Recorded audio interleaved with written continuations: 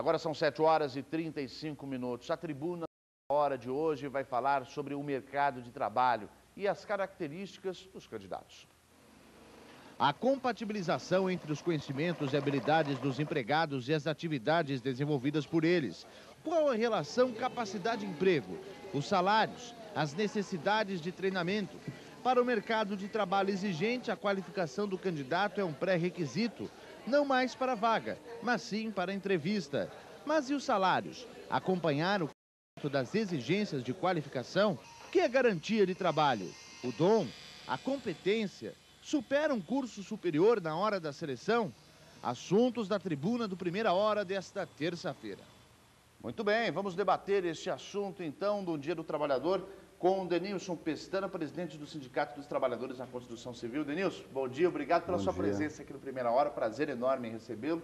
E também Cláudio Cartacho, consultor de recursos humanos. Correto, Cláudio? Bom dia. Correto, obrigado pela sua presença. Você também gerencia recursos humanos, né? Gerencio. Muito bem.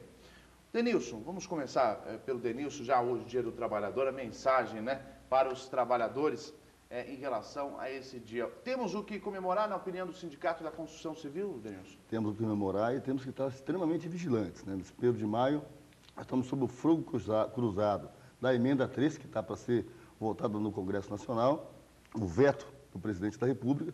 Nós corremos o risco, de repente, dependendo do que vai acontecer no Congresso Nacional, de termos direitos nossos ameaçados e, inclusive, perder direito histórico dos trabalhadores. Então, a comemoração é o seguinte: melhora o nível de emprego no setor da indústria da construção e no Brasil de uma forma geral, ao advento do PAC, que está sendo colocado como uma grande questão no momento, que poderá aquecer todos os setores da indústria, do comércio, todo o mercado de trabalho, mas tem essa preocupação nossa, que é a questão da emenda 3, que é o ponto principal que está sendo colocado para os trabalhadores nesse momento. O presidente Lula já tem o seu comportamento, a sua linha de pensamento definida em relação à emenda 3, né? Ele vetou, e agora o nosso trabalho enquanto dirigentes, enquanto trabalhadores, é ficar vigilante e pressionar os nossos representantes no Congresso Nacional para que mantenha o veto.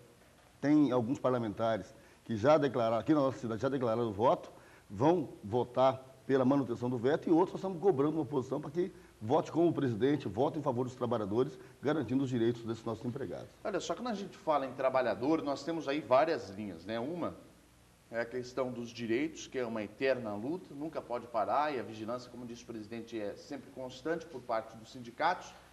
Mas tem também, além dessa questão legal, a questão da qualificação, existe a questão da administração desse setor e assim por diante. Por isso que eu quero conversar agora aqui com o Cláudio. Cláudio, como gerenciador de recursos humanos hoje, a competência da pessoa, o dom para exercer determinada atividade, supera hoje um curso superior no momento de uma entrevista, por exemplo, na sua opinião? Até que supera, mas hoje, dependendo da vaga onde o candidato se candidata para a vaga, é difícil só o curso superior. Ele precisa de outras habilidades além do curso superior. A gente vê hoje nas áreas de recursos humanos, as áreas que contratam, que é difícil um candidato ter só o curso superior. Ele precisa se especializar em algumas áreas. Olha só, já não é nem um curso superior mais. Não é. E para o mercado de trabalho hoje, existe uma melhora nas vagas, principalmente esse ano a gente percebeu que houve uma melhora de vagas. Acontece que as empresas elas têm muita dificuldade de encontrar mão de obra especializada. Existem muitas pessoas no mercado, as empresas recebem muitos currículos, as agências temporárias recebem muitos currículos, mas a mão de obra não é especializada ainda. Existe dificuldade da nossa parte em encontrar mão de obra. Pois é, eu estava analisando a situação de alguns grandes centros, como São Paulo, por exemplo. Lá é o seguinte, entrevista de emprego, então, exigências para a entrevista, não é nem exigência para ocupar a vaga. Bem, o cidadão tem que ter graduação, o cidadão tem que falar inglês, o cidadão tem que ter um curso de especialização para fazer a entrevista. Se não tiver isso, nem entrevista faz. Essa mudança aí gera o quê em relação ao trabalhador, ao cidadão comum? Isso encaminha ele para onde, Cláudio? Para uma especialização, para uma mudança de foco das administrações em relação à qualificação desse povo? Sim, tem forçado as pessoas a se especializarem mais. Tanto que hoje a gente percebe que tem muitas pessoas fazendo inglês, muitas pessoas procurando pós-graduação ou especializar em uma área específica. Porque o que se busca hoje no mercado é um cara generalista, mas ao mesmo tempo especialista. Ou seja, ele tem que especializar em alguma área, mas tem que conhecer todas as áreas da empresa.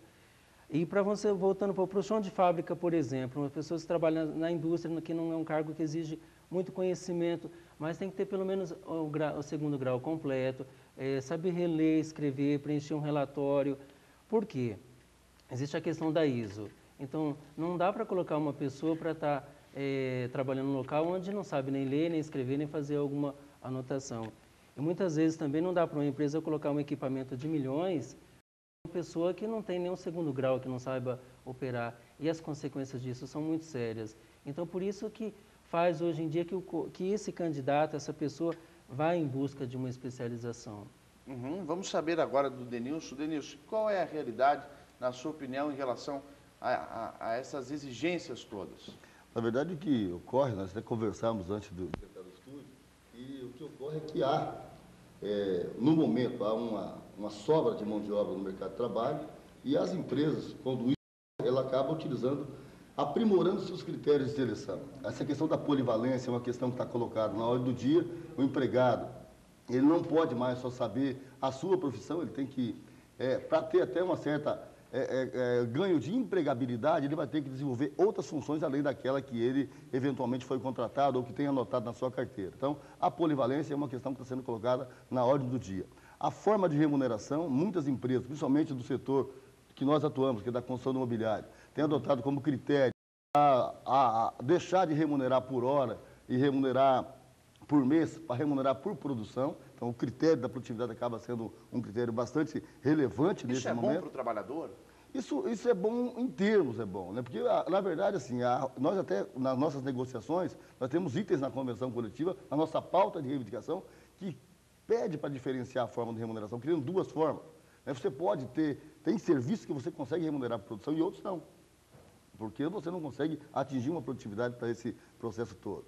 A outra questão que está sendo colocada como questão séria na questão do critério de seleção no momento é a questão da idade. Nós temos pessoas extremamente qualificadas, nós conversamos, extremamente qualificadas, que só por estar acima dos 45 anos ou beirando os 50 anos estão fora do mercado de trabalho. Estão sendo jogados na informalidade em função da sua idade.